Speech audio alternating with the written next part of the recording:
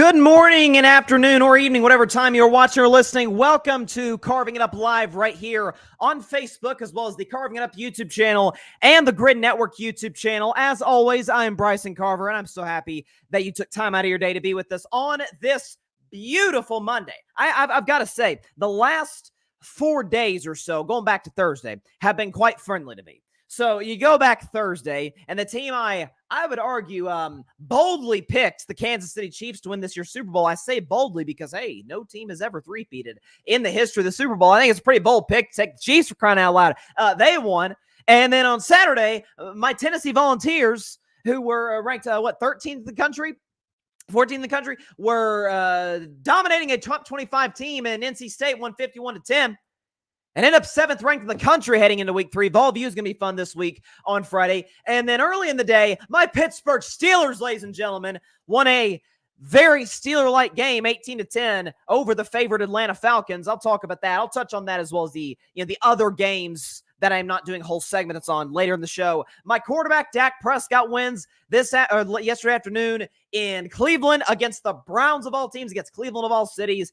And then last night, to a certain degree, my Detroit Lions, to a certain degree. I mean, I kind of adopted them as my side team about a year and a half ago. Won last night over Ramsey. I think is going to see them in the NFC Championship game. We got a great show on tap. So going to talk Cowboys in just a second. Detroit Lions, why they reestablish, or at least I should say, reintroduce their identity to the rest of the football world, as if the rest of us who believed in the Lions for a year and a half didn't already know that. Discuss that. Caleb Williams, my man. I have been as high on Caleb as anybody. Rough rookie showing. Didn't play that great. I'll detail why I'm not in the slightest bit, not even one iota, ladies and gentlemen, concerned about Caleb Williams and the Chicago Bears. That in about 30 minutes. Also, Philadelphia knocking off Green Bay and what was a, let's call it, slippery game in Brazil. Why the Packers will be able to survive, I think, without Jordan Love. And why Philadelphia, I still don't think they're going to make the playoffs. That is reaction to the other games around the rest of the league. And, of course, Monday Night Football, Jets, Niners. What a great job the NFL and ESPN did to do this. This game is the first Monday night game of the year. Predictions for that at the end of today's show. But first, so yesterday afternoon, around 11:30 a.m. Eastern time, my heart got shattered into 7,000 pieces when Dak Prescott signed a long-term extension with the Dallas Cowboys. 4 years, $240 million. 231 of it is guaranteed. I'm going to do a segment on Dak's contract and why the Cowboys were obviously right in getting this deal done on Wednesday. I think that deserves its own segment. I kind of want to stick to the game today. I want to stick to the Cowboys absolutely bludgeoning the Cleveland Browns 33-17. in Cleveland. And I have to say, I thought Dallas would win this game. I thought it'd be kind of a low-scoring 20-17 type of situation. And I'll get to Cleveland. You better believe I'll get to Deshaun Watson in this segment. But starting with Dallas. So I was really, really, really impressed with not only Dak Prescott, but Mike McCarthy. But let's start with Dak. He signs the deal yesterday morning. There's a great piece. I think Todd Archer may have written it. If I'm miscrediting that, I apologize, about how Dak was in his hotel room with his trainer and with Ezekiel Elliott when he found out the deal had gotten done. He said there were tears shed, and it was a great moment. And Dak, looked very, very comfortable, which I did not think was going to be the case against freaking Myles Garrett of all people. And that's where McCarthy deserves credit. More on that in just a second. I thought Dak Prescott, given the circumstances of the game, was exceptional. And the reason I say that is because you look at Dak's numbers yesterday, and they're not anything to go crazy about, okay? You see Dak, 19-32, 179 yards, 1 touchdown, no picks, QBR 0-131, and a passer rating a little above average at 85. And Dak didn't light the world on fire exactly yesterday, except when he needed to. And you're like, Bryson, what? The Cowboys blew out the Browns. When you're talking about when a quarterback needs to play big, you're mostly referring to fourth quarter of a tight game, coming up clutch. What Dak Prescott did is what most great quarterbacks do. He ensured that it never got to that point early on in the game. Understanding that Cleveland's a great defensive team, understanding that the other team's quarterback is objectively terrible, I'm going to take what the defense gives me, make a couple of plays, make a little Mahomesian, little sidearm throw in the red zone, do the little flashy things here or there, and then I'm going to step back. Win the game. Dallas-Cleveland was within 1 score. So when it was early on, who knows? I mean, it's first quarter, second quarter. We don't know who's going to win the game. We have our leanings, our predictions. We don't know for certain. Dak Prescott was simply phenomenal. We could show you his numbers. All stats provided by our friends at StatMuse. All graphics provided by my man Alfred Parso Jr. When the game was within 1 score, which wasn't very long, it was about a quarter and change. This is what Dak Prescott did. Show his numbers. 130 yards, completed almost 70% of his passes. He had a touchdown in which he was exquisite at the line of scrimmage, checked out of the play that they were in, hit Brandon Cooks on a beautiful ball when Cleveland, for some reason unknown to me, went cover 0, seemingly not knowing Dak is one of the 3 or 4 best quarterbacks in the game against the blitz. No interceptions, 8.1 yards per attempt, and a passer rating of 114. That was Dak Prescott's numbers when the game was within 1 score. And when Ezekiel Elliott scores that touchdown to put Dallas up 14-3, be honest with yourselves, especially you, Cleveland, we knew it was over.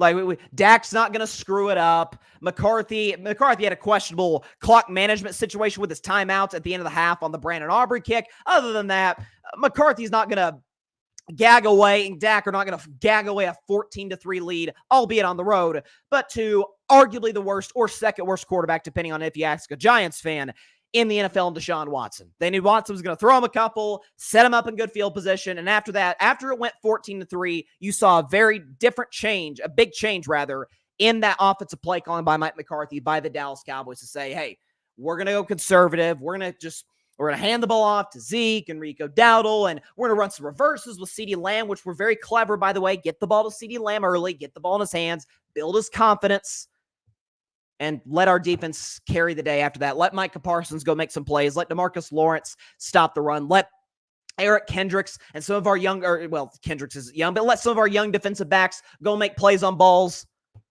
We're going to be fine from there. McCarthy and Dak played it aggressive early, took what the defense gave them, caught Cleveland in situations where they weren't ready, and then once they had the 14-3 lead, Deshaun Watson's not coming back from that on us. Are you kidding me? Not with our pass rush. We're going to step back. We're going to play it conservatively, and that's where McCarthy deserves credit. Dak did what smart quarterbacks do, get him early, and now that we've got him, play it safe. The only way we can lose is if I screw up, so I'm not going to screw up. My coach is not going to put me in position, or any of us in position to do so. Let our defense carry the day, get us in good field position with some 4th down stops, with some turnovers, and I thought it was a very well-coached game, and I've always said this about McCarthy. I have never viewed him as a great coach. Never have. I also haven't viewed him as just this bottom 10 guy that some have put out the notion that he is. I don't think he's one of the 10 worst coaches in the league. I think he's somewhere around like maybe the 15th, 16th, maybe higher, somewhere in that fringe top 13, 14 area. He's kind of middle of the road guy. So I'd say above average, good, not great, but certainly not as bad as some folks make it out to be. I wish he'd rely on analytics a little bit more than he does. I always say you are neglecting your responsibilities as a head coach in 2024 if you don't at least pay attention to analytics. If you disregard them, you're simply not doing your job. It's that simple. They can help you. They also should not guide every decision that you make. There's a fine line. And so McCarthy and people, need to take this into account. Dak's best football has come with Mike McCarthy. Dak's worst football came with Kellen Moore. Now, Kellen Moore, to his credit, called a decent game for Philadelphia against Green Bay. I'll talk about that game later. But Dak had the best year of his career, as I continuously say, with CeeDee Lamb, who's all-world. And that's where it ends. It's Tony Pollard and an old Brandon Cooks and Jake Ferguson. God bless him, knock on wood. Doesn't look like he got seriously hurt, but Jake Ferguson's a solid tight end. He's nothing crazy. And after that, it's mostly, as Bill Parcells would call them, Jags, just a guy, right? Dak still threw 36 touchdowns, was top 3 in basically every category that matters for quarterbacks: touchdown, interception ratio, touchdowns in general, pass yards, completion percentage, all that, passer rating. And so all of those things you take into account, all those things you think about with Mike McCarthy, with the smart play calling, with Dak, that kind of the connection that those two have, understanding where they want to be, what they want to do on a play-by-play basis. That was a really, really smart game plan by McCarthy. Again, by the way, almost all of the Dallas' plays, if you noticed, they went away from the side of the ball or put themselves in a situation where Myles Garrett was not going to make a play. If Myles Garrett was coming around the edge and it was one-on-one against the rookie left tackle, Guyton, Dak got his ball out of his hands quickly. It was well-designed plays. They ran end-arounds with CeeDee Lamb. I thought McCarthy called a good game. I thought Dak, he said, I'm going to kill him early, and then I'm just going to play within the offense, kind of play a little bit of a game manager role. We're good from here. Our defense is going to play well. And it was an impressive win by Dallas. And it's, let's just, let's just go and shift to Cleveland. What are we doing? Let's shift to Cleveland. Because I think with Dallas, I don't know if we necessarily learned anything yesterday that we didn't already know.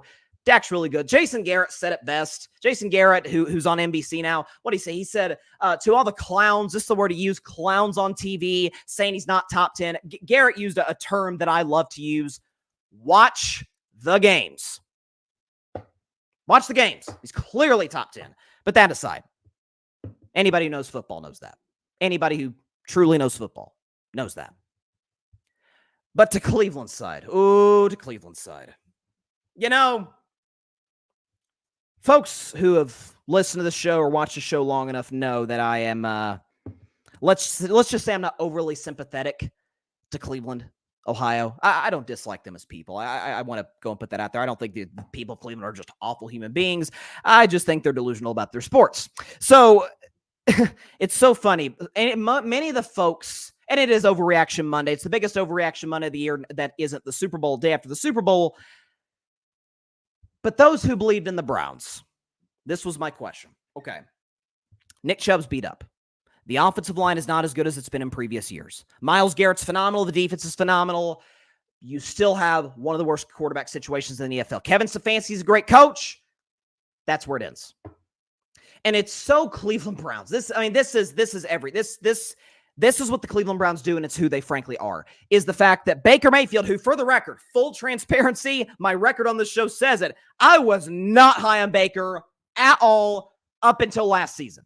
I thought he wasn't terribly athletic. The arm strength left some things to be desired. At the time, prior to last year, his maturity was a real question. We remember that going back to the draft when he was coming out of Oklahoma.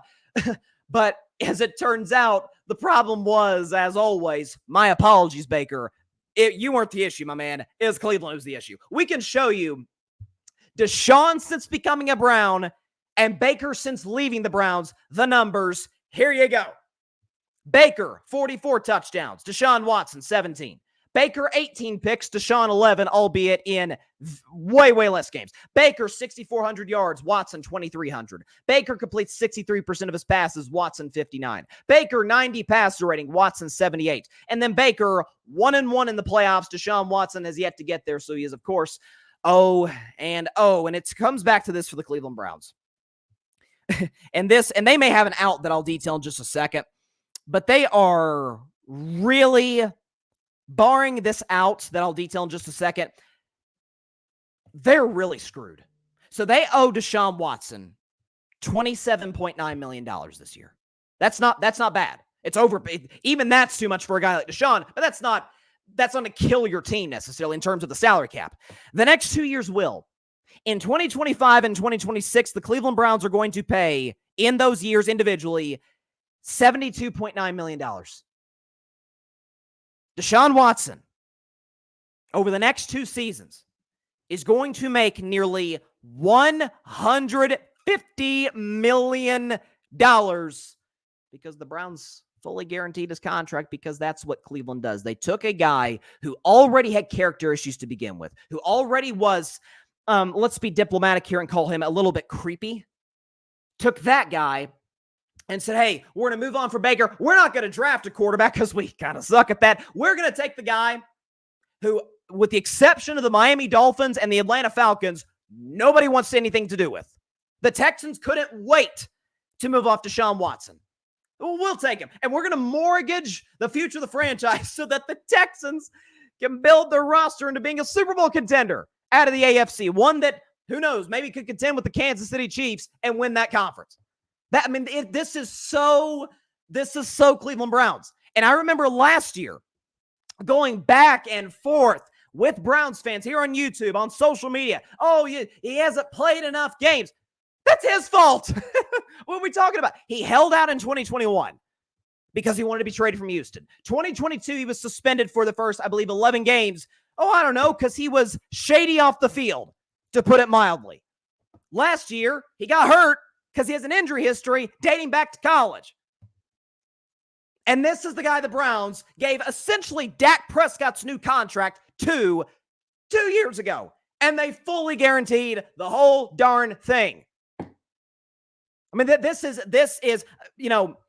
listen, I make fun of Browns fans. Not Browns fans, I'm sorry. Cleveland sports fans often. Their misery gives me joy. They're so darn obnoxious. Nice people, but gosh darn are they not obnoxious. There's a just teensy little bit of me, just teensy little bit. God, it feels bad for the fans. The fans didn't ask for Deshaun Watson. It's a classic Cleveland Browns. It doesn't matter who the GM is or the owner, the coach. Stefanski, I think, is great, by the way. Hadn't made a couple of mistakes yesterday, but I think Stefanski's a great coach. The organizational structure, the low self-esteem of the Browns. They felt that the only chance they had to land a franchise quarterback is the guy who was already on a big contract to begin with. And then they gave him, at the time, the largest guaranteed contract in the history of the National Football League. I mean, again, they owe him $27 million this year. They owe him over $140 million over the next 2 seasons after this year. Now, the out, you heard me a few minutes ago mention the out for Deshaun, or for the Browns. Apparently today, I mean, this guy's a creep. There's a report that Deshaun is being sued for alleged sexual assault and battery while on a date in October of 2020. And a quote here from Pro Football Talk says, quote, "It's possible that Watson could be subject to further scrutiny under the personal conduct policy. It's also possible that a suspension, if one is imposed, could give the Browns a path toward voiding his remaining salary guarantees and ending the relationship." So, by Deshaun's alleged own doing, at least in this instance, the Browns may be able to get out of this. Maybe. We'll see. But as of right now, we can argue about who's worse, but the worst contract between Daniel Jones and Deshaun Watson. I mean, this, not only is he bad, folks, if you watch that game, did you see Amari Cooper? Did you see some of those Browns offensive linemen? Did you see the body language of that Cleveland offense, even early in the game, even before it got out of hand? Did you see how they just kind of lumbered around? And I mean, I saw Amari Cooper once like roll his eyes at Deshaun Watson. I mean, they don't like the guy at all. Not only because he's creepy, but he's a terrible quarterback. I don't know what happened in the last 4 years, because in 2020, he had statistically one of the more impressive seasons in NFL history. I don't know what happened, but he is, I mean, there are discussions. Is Jameis Winston better? Gosh darn right, Jameis Winston's better. Absolutely. And Baker's significantly better since leaving Cleveland. So again, not that I haven't apologized to Baker before. I'll apologize to you again, my man. Cleveland was the problem, not you. Not you. By the way, Carolina was the problem too when you were there briefly. Sean McVay kind of helped revitalize Baker's career. He goes to Tampa, and he's out here slinging 4 touchdowns against Washington yesterday. Baker was great, and this is just classic Cleveland Browns. And I feel bad for the young quarterback whether it's next year after that, who knows. The next quarterback that has to inherit that trash franchise, God bless him. Feel bad for him. Unbelievable. The low sports self-esteem that is Cleveland, Ohio, has infiltrated the Cleveland Browns and has for, well, really since Jim Brown left. It's unbelievable. I mean, they are a joke. Come on. Cleveland, where are you at? Bums. All right. Jeff, hell yeah, Bryson, nice towel. I appreciate that guy. I got my terrible towel. I'll put it to the side for a moment. I'll bring it back. Just trust me. When we recap the rest of the NFL games that I'm not doing a segment on, I am going to bring the towel back for my Steelers. AJ Alexander Johnson from the Cowboys Can Fan Podcast. He says, here we go. How about them Cowboys? Hey, how about them? Hey, that pass rush was great. Dak did what he needed to do early in the game to kind of put it out of reach early. Isn't that wild to say? And it goes to show you how bad Deshaun is. Down 14-3 early in the second quarter at home feels insurmountable. That's when you know your quarterback's bad. Jeff, yeah, Browns fans are complete jerks, the kind that doesn't care about other teams' injuries, and you can wish them good luck in their game next week. They won't say the same back to you. They just always talk. Yeah, again, there's some nice people in Cleveland. Like, I've met Browns fans who are great. I have. The majority of them are just obnoxious. The worst. I mean, they're not quite in Philadelphia territory. They're not far off. Yeah, Jeff, Amari Cooper was caught rolling his eyes. He was, like, literally, there's a video, you can find it on social media, where Amari is literally rolling his eyes at Deshaun Watson. It's pretty bad. But look, for Dallas, listen, and then I'll move to Detroit. Listen, I didn't learn a ton about Dallas that I didn't already know.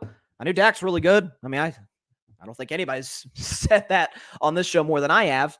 Micah Parsons for the first 75% of the season is awesome. The Cowboys' run game needs some work. Well, it wasn't great last year. CeeDee Lamb is great.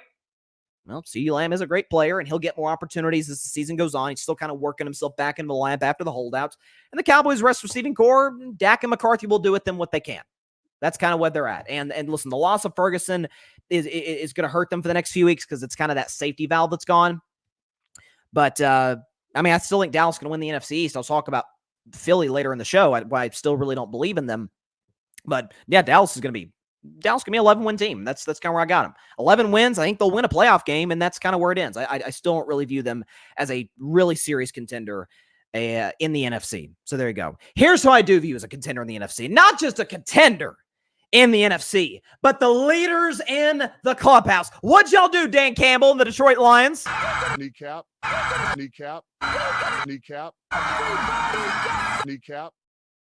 Kneecaps were bitten in Detroit, Michigan yesterday when the Lions won 26-20 over the Los Angeles Rams in overtime. And what was a just spectacular game. Shout out to NBC for putting this game on Sunday Night Football. This, to me, and I predicted it a week ago today on my season prediction show, this is your NFC Championship game. The Rams, we understood that they upgraded a lot of their positions of the draft. We understood that Matthew Stafford is still absolutely one of the 10 best quarterbacks on planet Earth. Cooper Kupp is still productive. I thought Cooper Kupp was kind of declining to a certain degree. My twin, by the way, according to John Rivera. Shout out to John. I thought Puka Nacua was going to be the Offensive Player of the Year. That looks like that just went up in smoke because he got hurt in this game and today got put on IR. But this is a Rams team that have backup offensive linemen. Missed Puka Nacua in the second half and took the Detroit Lions into overtime down to the wire. So I think the Rams are going to be fine. I think the Rams are going to win the NFC West. Respect to San Francisco. Great roster. I still think the Rams are going to win the NFC West. We'll see as the season progresses.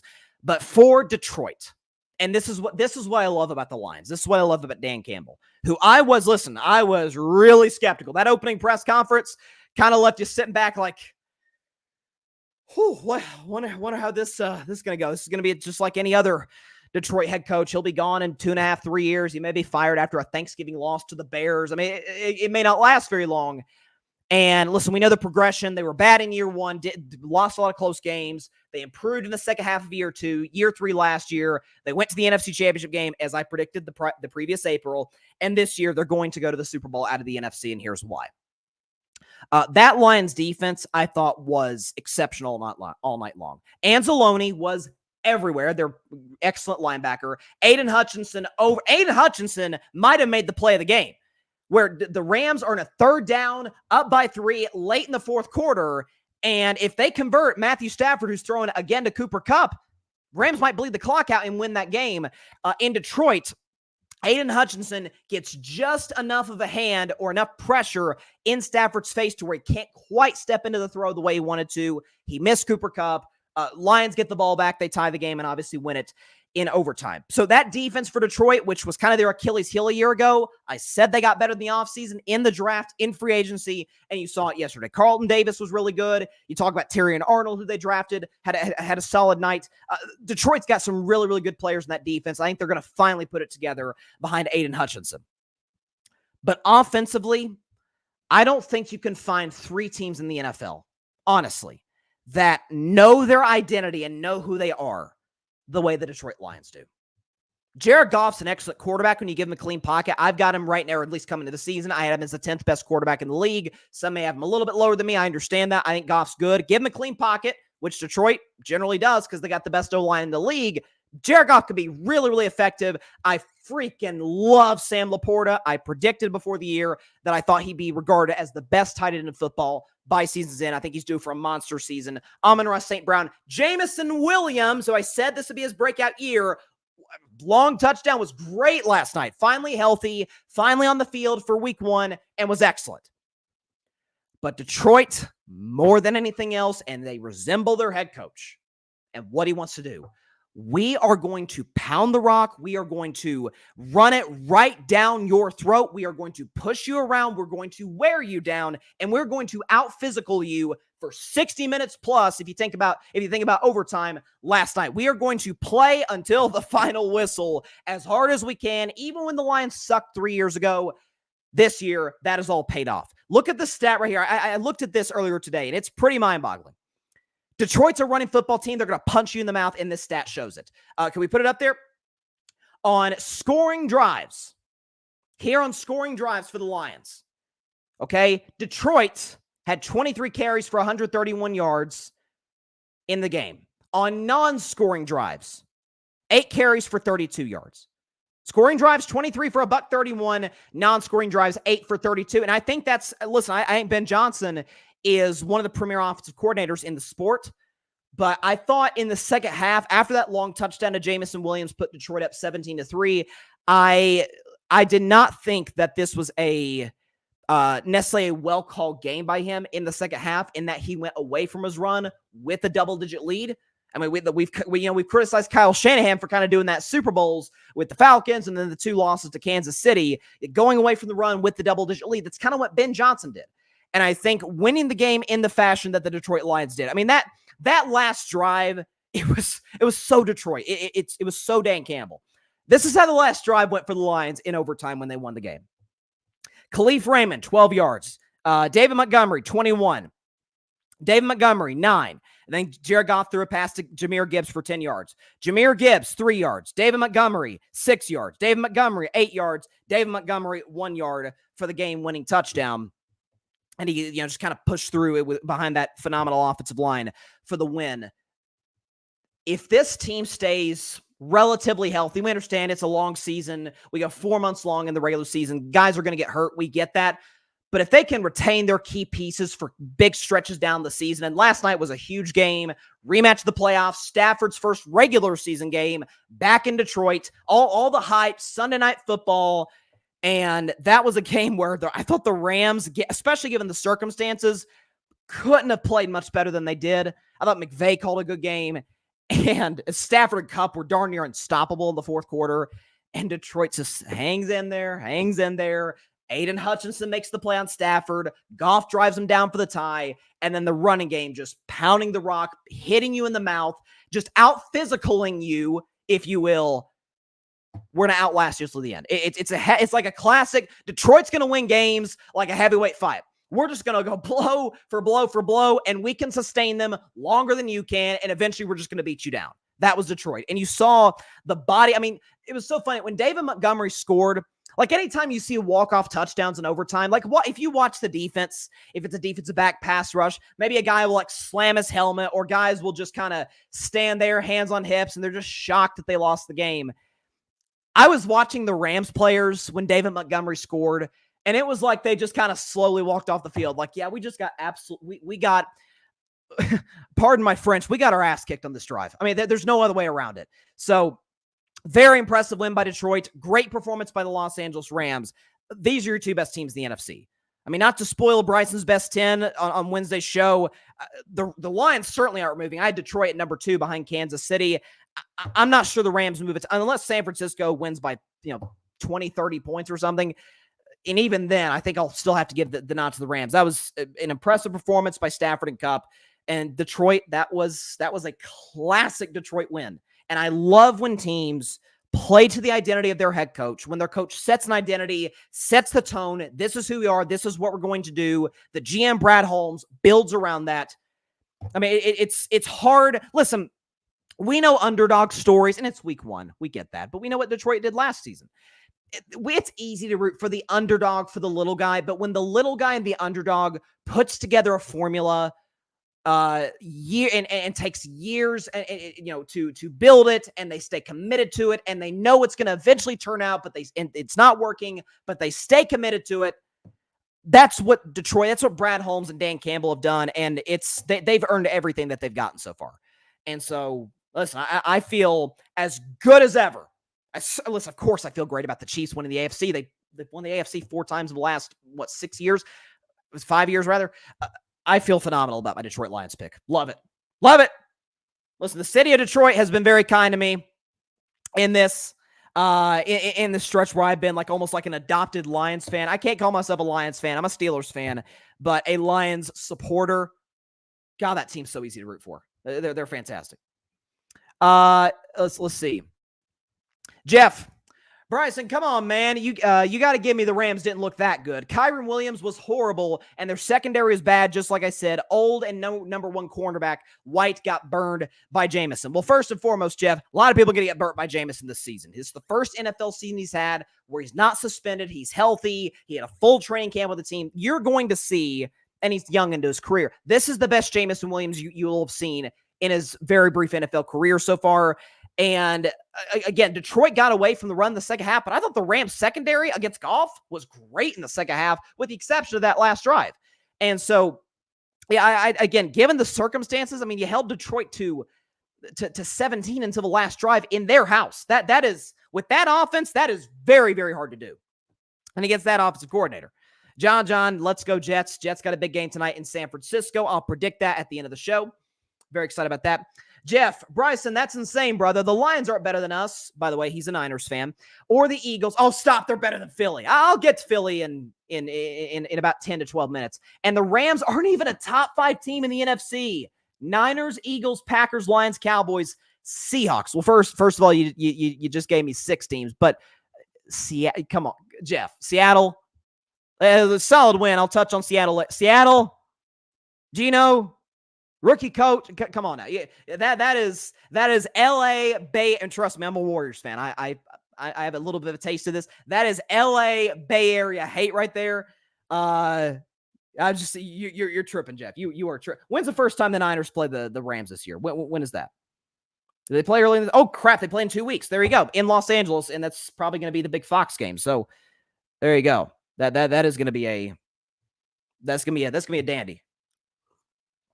I mean, look, Shanahan has owned McVay in the past outside of that playoff loss in 2021. But, oh, yeah, that's going to be a doozy for sure.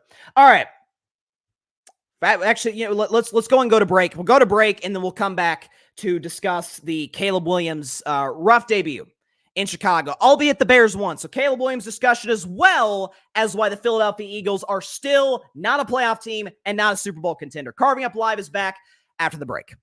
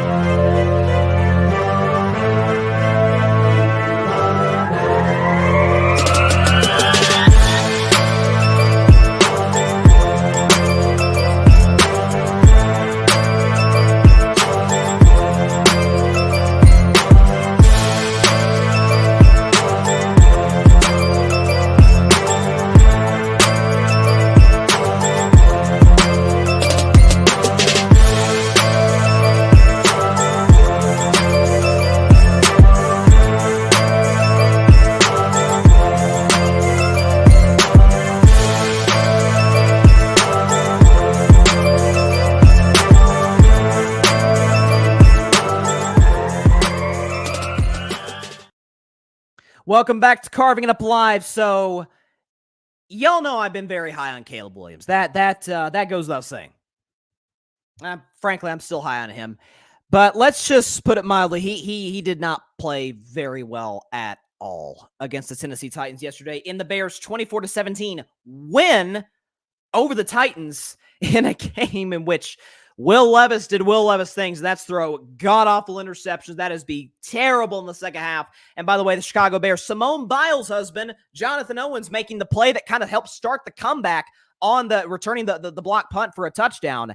It was a Very impressive win for Chicago in the special teams and in the defense department. Offensively, they left a lot to be desired. So for Caleb Williams, we can go and show you stats. He, again, not good at all. 93 pass yards, no touchdowns, no interceptions, so at least he didn't turn the ball over. 3.2 yards per attempt. He only completed 48% of his passes. He had a passer rating of 55, well below average, and a QBR of 0 to 100 of 22.2. First, there's no other way around it. Caleb Williams played very poorly yesterday.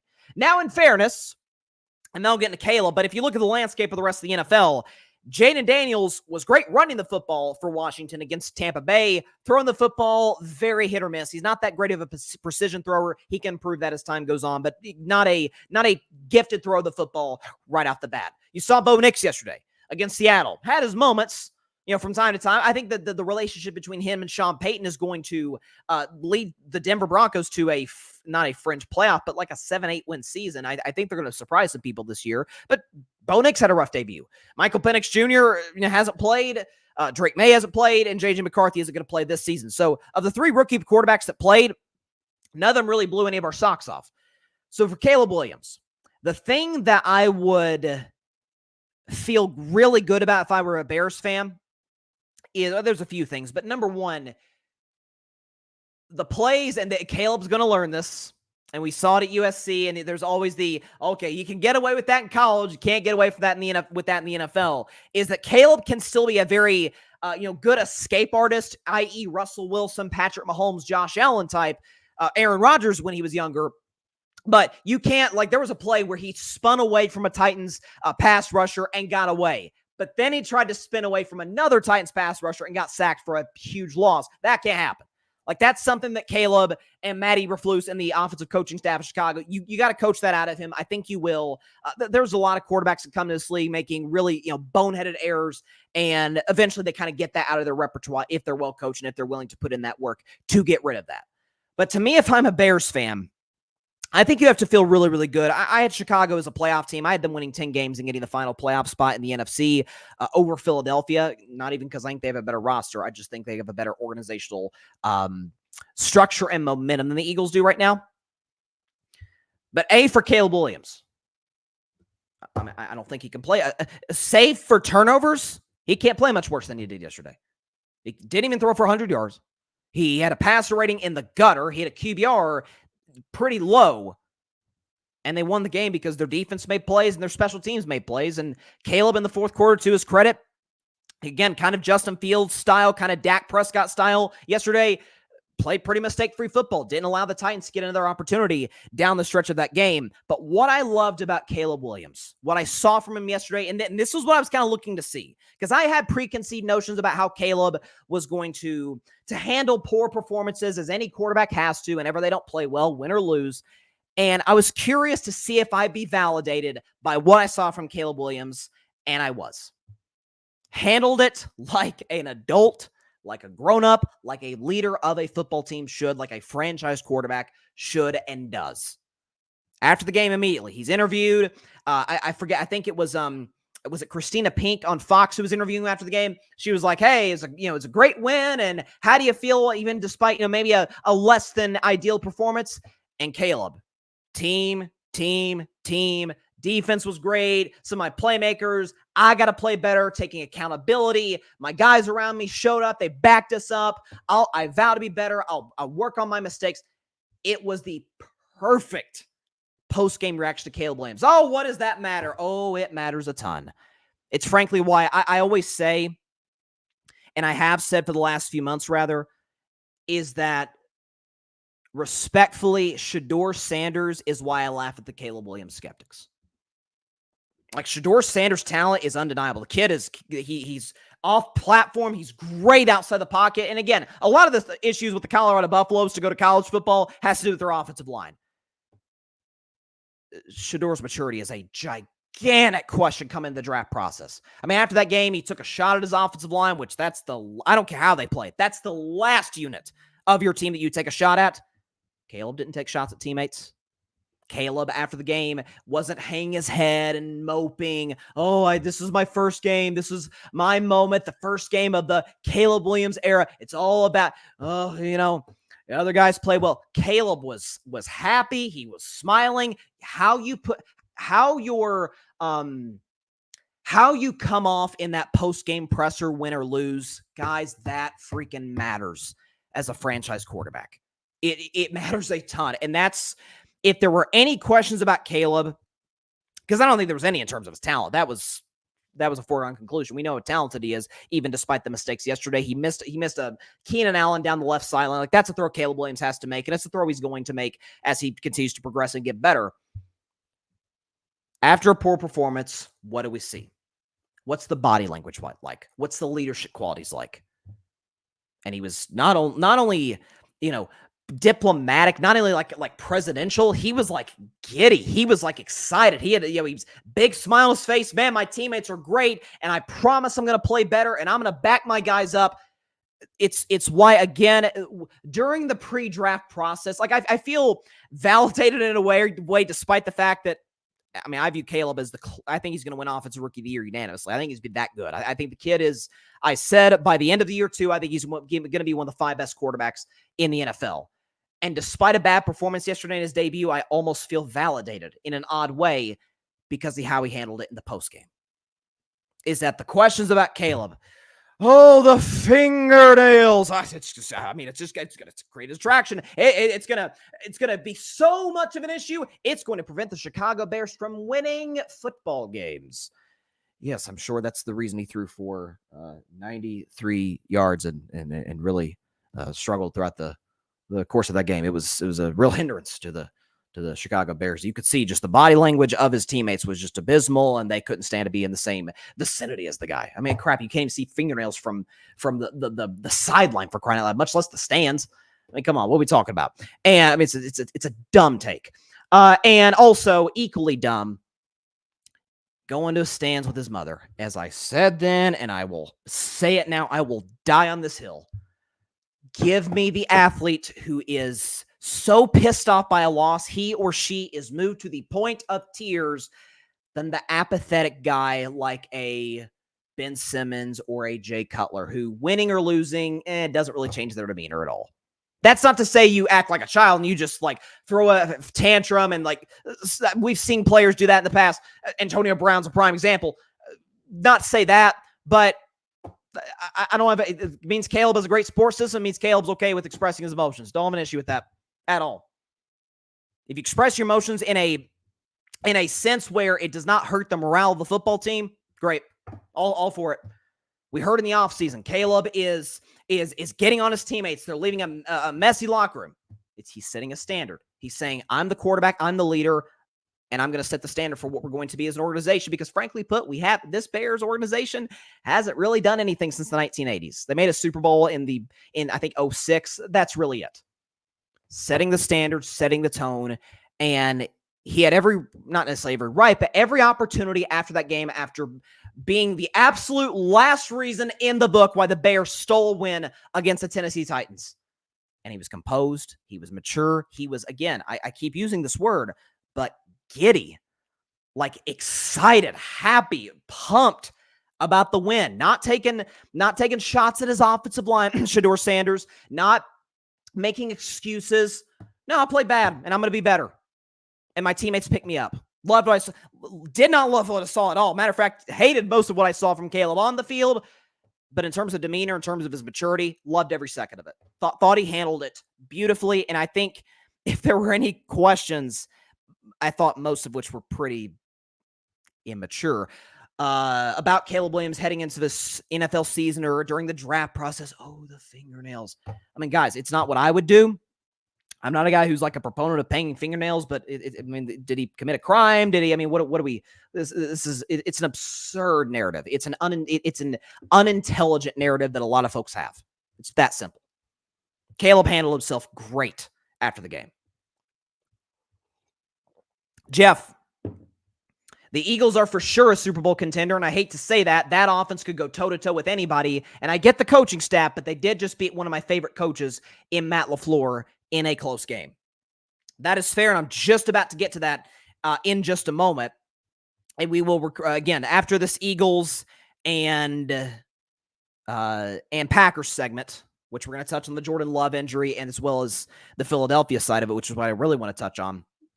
After that, we'll recap all the games in the NFL. My Steelers winning a classic Steelers game, 18-10. I mean, come on, as well as the other games, Chargers, Texans. I mean, there were some week one gave us some great ones, man. I mean, that was it was so great.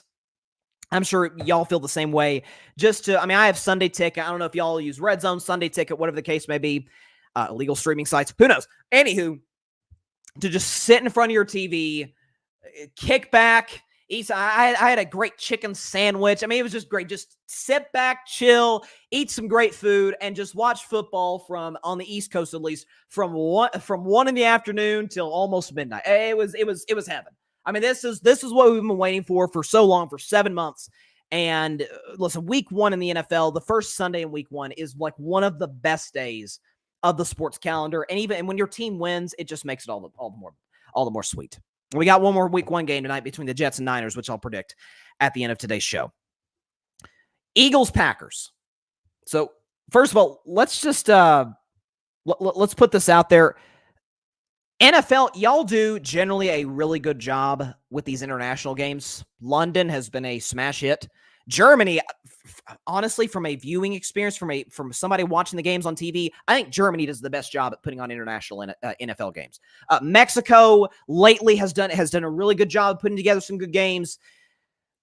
Listen, maybe it's just the first time, but that was kind of a disaster in Brazil with the field situation. It was basically a soccer field that these NFL players were playing on. I mean, my sister, because she's a Packers fan, showed me a TikTok, just a compilation of guys just slipping and sliding like it was a darn theme park. I mean, it was like a water park. It was bad.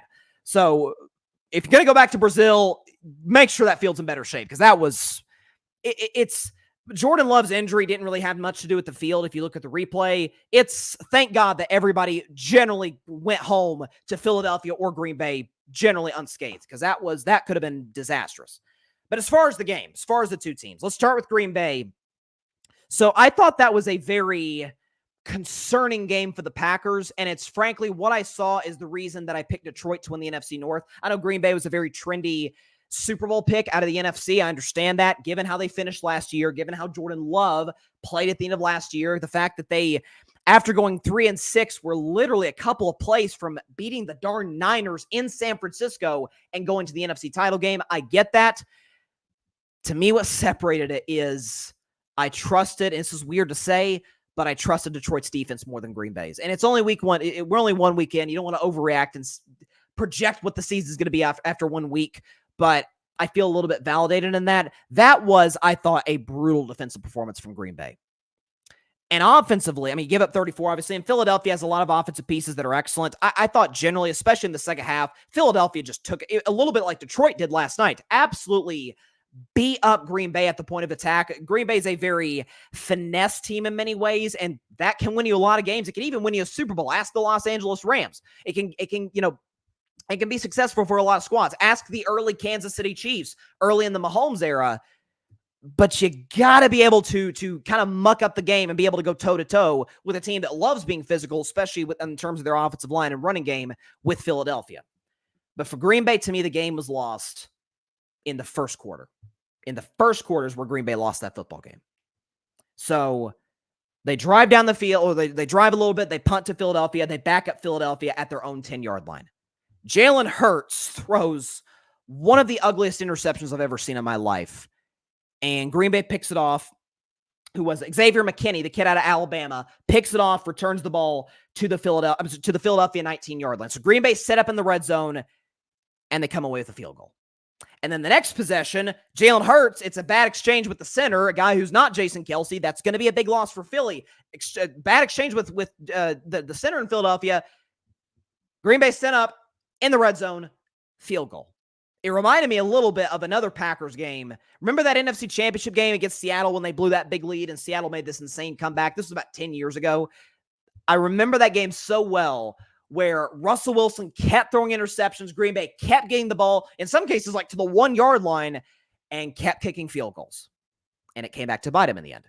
And if you don't cash in in that red area, if you don't cash in inside the 20, it's gonna turn out poorly for you, especially with an offense as explosive as Philadelphia's. So, and by the way, now Jordan Love out 3 to 6 weeks. If I had to guess, I'd say probably comes back in 4 or so. The Packers didn't put him on IR, so that's a good sign. If you put a guy in IR, he automatically misses the next 4 games. So he's not on IR, so that's good news for Green Bay.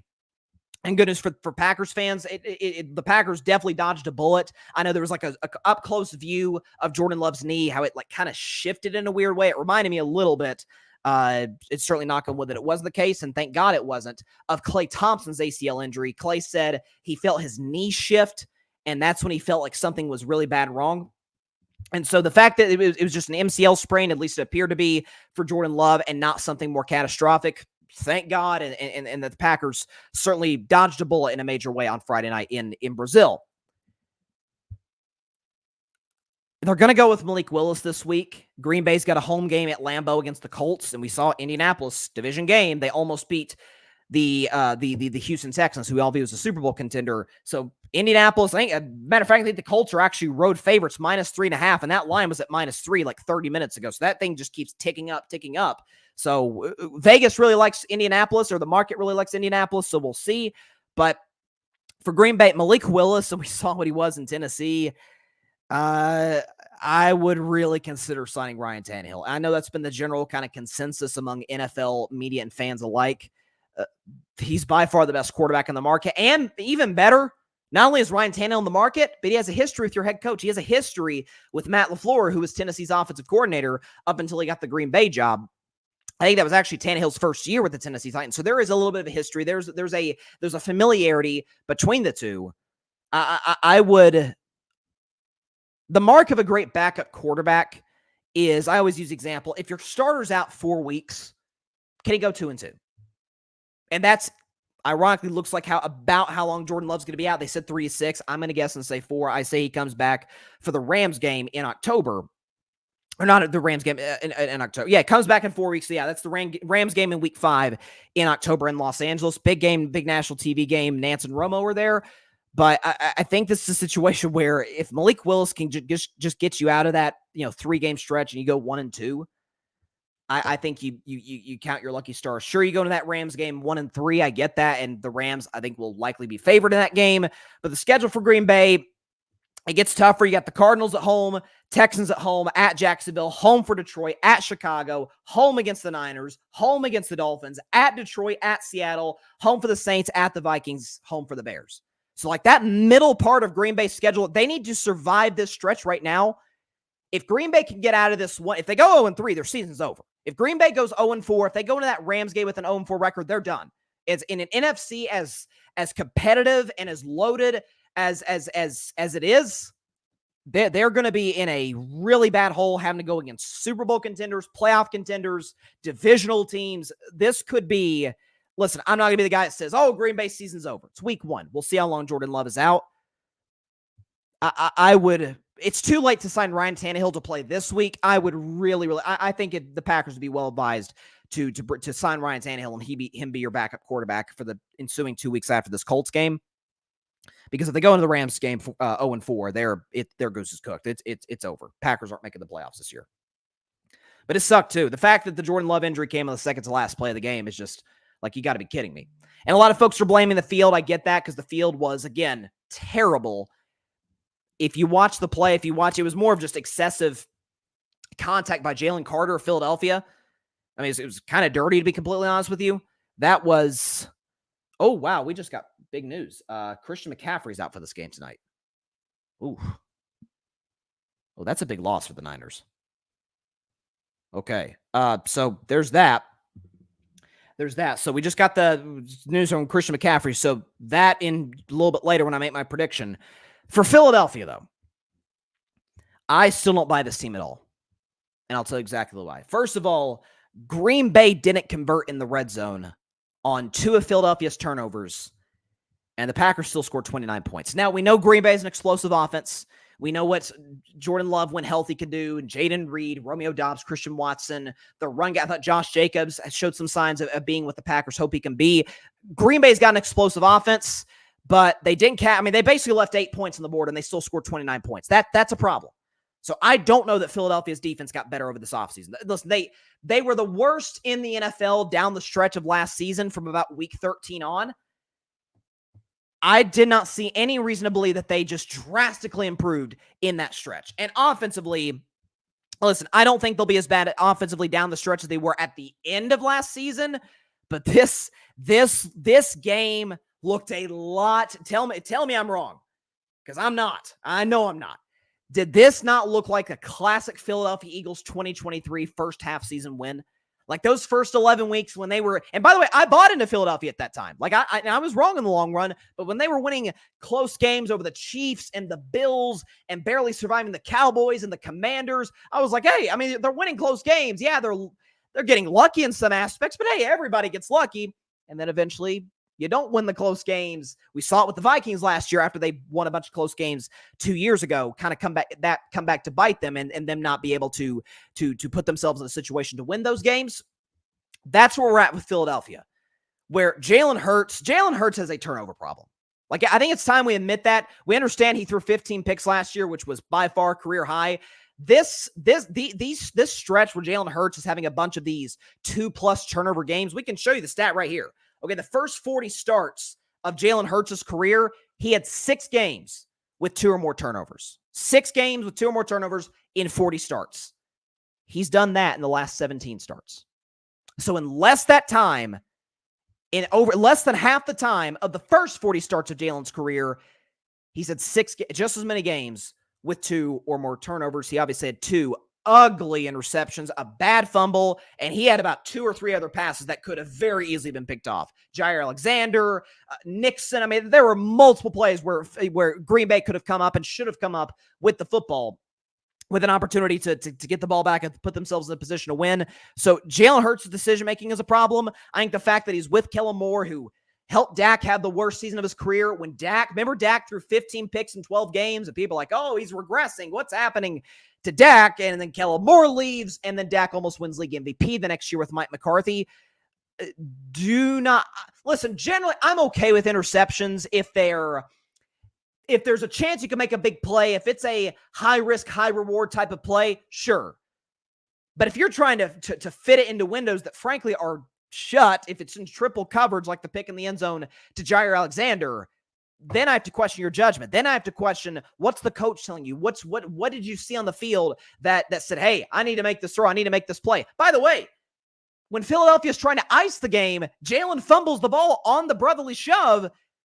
Thank God Saquon Barkley was back there to recover it. That could have been even more disastrous for the Philadelphia Eagles. So this was very much we got out of here by the skin of our teeth, but I did not see. Listen, I knew Philadelphia had a great offense. I knew A.J. Brown and Saquon Barkley and Devontae Smith were all excellent players. Nobody doubted that. And Jalen Hurts could be effective, particularly with his legs.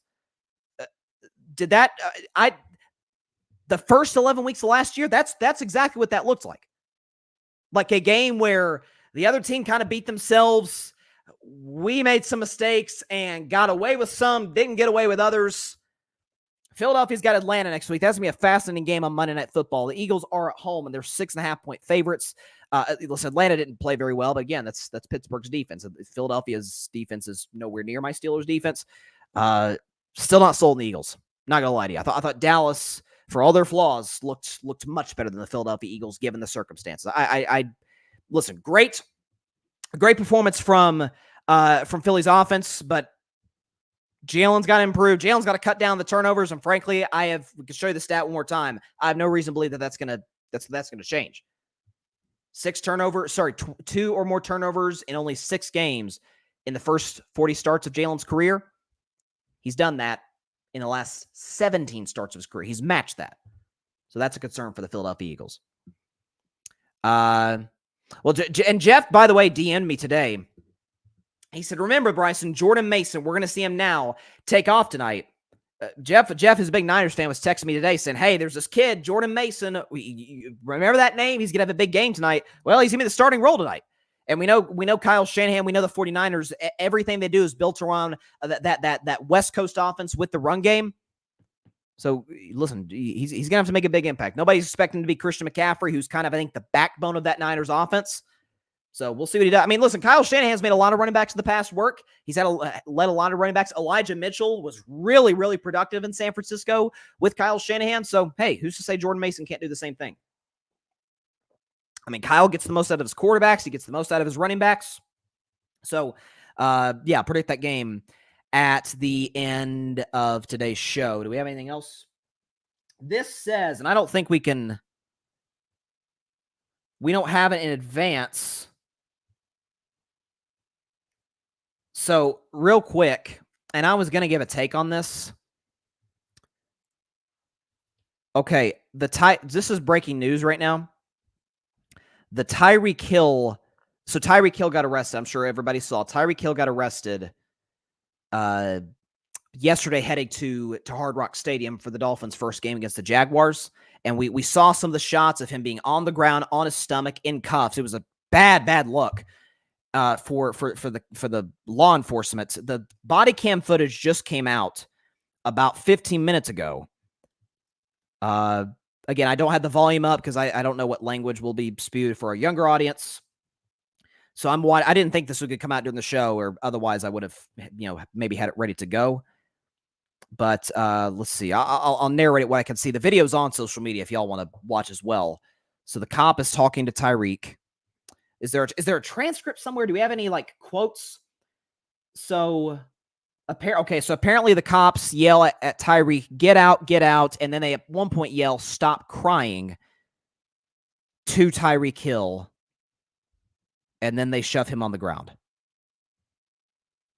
And this shows, so Calais Campbell, I'm sorry, this is not planned for the show, but this is kind of a huge story. Calais Campbell, who plays for the Dolphins, it says it shows him calmly trying to speak to the police from a distance from Tyreek Hill as they're handcuffing him. So where's the part where they put him on the ground? Because that to me is the real thing that we're going to be looking for here. I wish we could show it on Carving It Up. Okay, there's him on the ground. There's 3 cops around the guy. What are we doing? This is, again, sorry we can't show you. I'm describing the best I can. This is disgusting. I'm sorry. This is bad. Again, I don't have the audio because, again, don't know the language that's going to be used for a younger audience. Wow.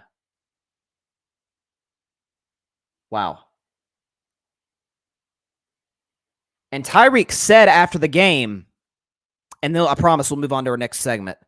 Tyreek said after the game that he was respectful to law enforcement. The police department said he wasn't. So it's kind of a he said type of situation. Holy cow, this is bad. Oh, they're tackling him to the ground. What is happening? Wow. Okay. Wow, I did not, because I saw a shot of them picking Tyreek Hill off the ground after he was handcuffed, and then they tackled him back to the ground. My goodness. Wow. Okay. Listen, I already had preconceived notions about this story. The Tyreek Hill arrest story. Those were confirmed. I'll put it that way. Wow. That was disgusting to watch. It's on social media. Y'all can feel free to watch it. It's for a traffic stop. I mean, that would give the dude a ticket and move on. Wow. Yeah, that was gross. Point blank. And every single one of these officers should be held accountable for this. Every single one of them. Wow. And listen, we understand. I mean, it's I mean, I've talked about it extensively on the show. We understand the history in America between black folks and the police. There you go. I mean, that's where we're at. As Tyreek said after the game, thank God he's Tyreek Hill.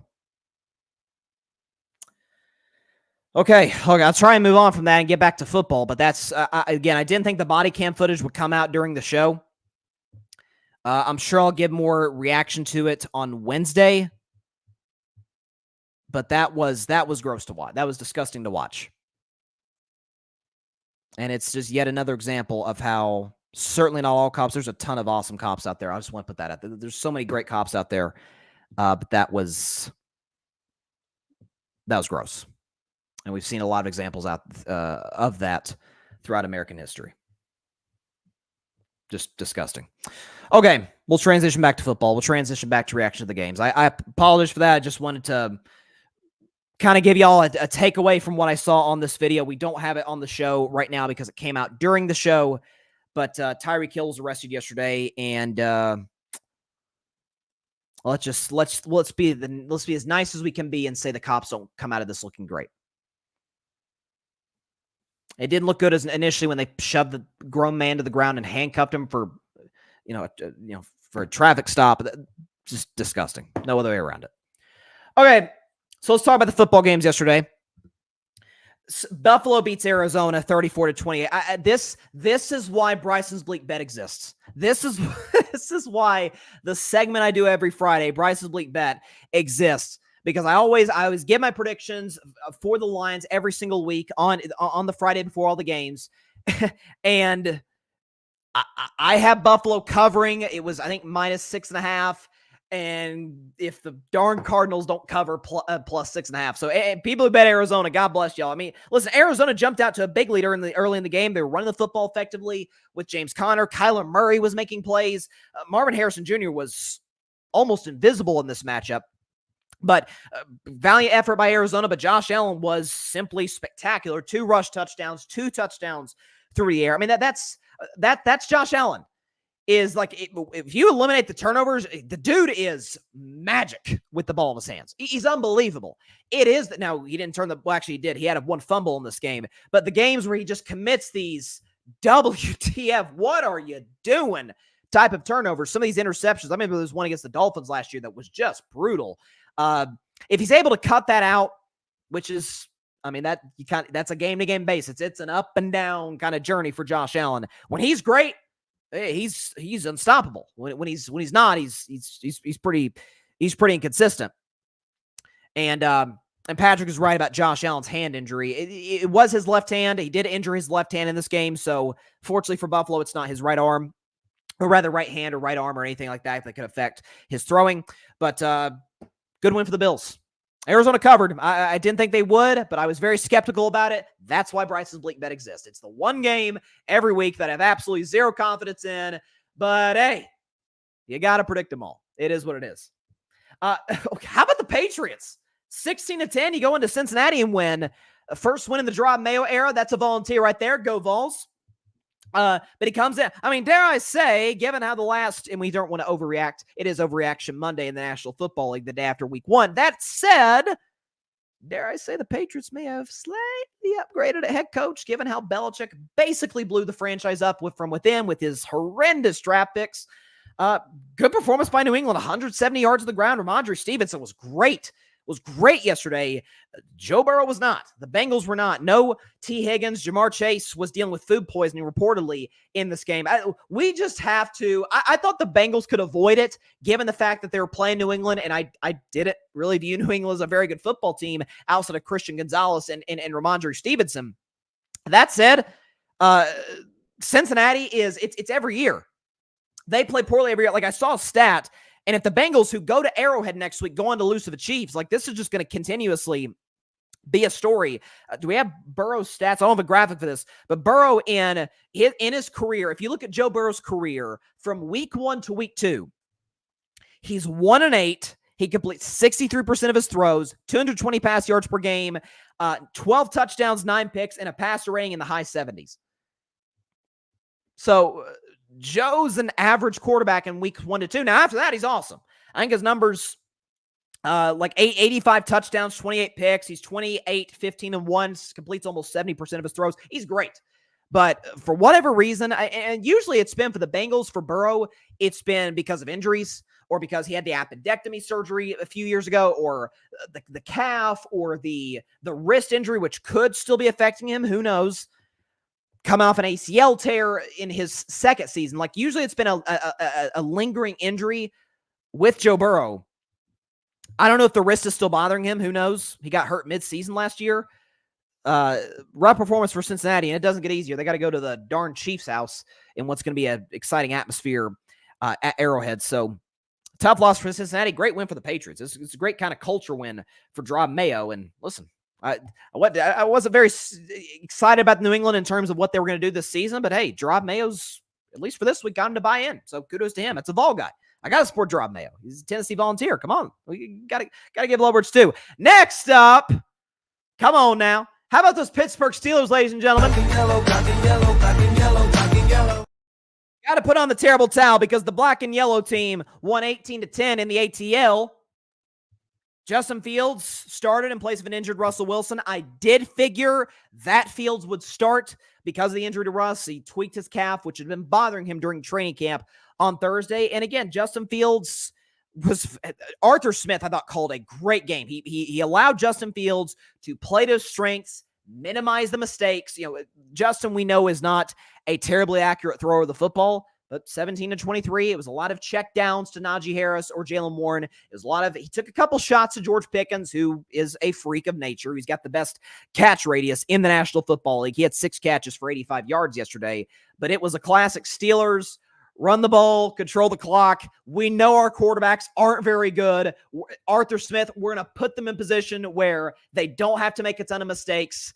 And then our defense is going to be the best unit in the NFL, led by, respect to Myles Garrett, respect to everybody else, clearly the best defensive player in the NFL in TJ Watt, who single-handedly took this game over, as he always does.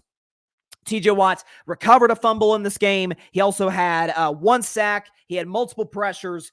The guy was great. He had a couple of tackles in this game. TJ's a freak, and it's why every year I pick him to be Defensive Player of the Year.